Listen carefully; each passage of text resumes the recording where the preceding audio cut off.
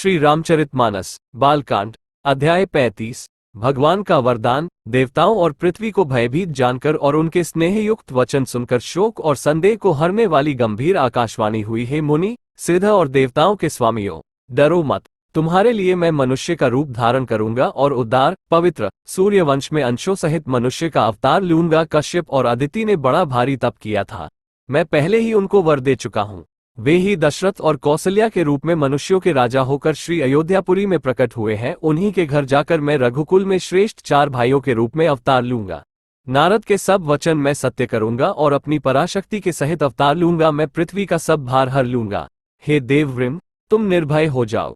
आकाश में ब्रह्मा भगवान की वाणी को कान से सुनकर देवता तुरंत लौट गए।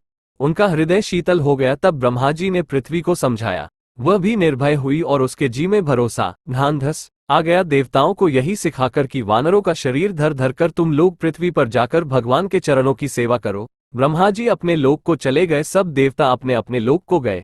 पृथ्वी सहित सबके मन को शांति मिली।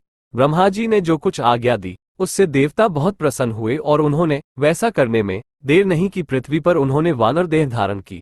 उनमें अपार बल और प्रताप था। सभी शूरवीर थे। पर्वत वृक्ष और नख ही उनके शस्त्र थे। वे धीर बुद्धि वाले वानर रूप देवता भगवान के आने की राह देखने लगे। शोभा शील और तेज की खान बनी हुई सब रानियां महल में सुशोभित हुई। इस प्रकार कुछ समय सुखपूर्वक बीता और वो अवसर आ गया जिसमें प्रभु को प्रकट होना था।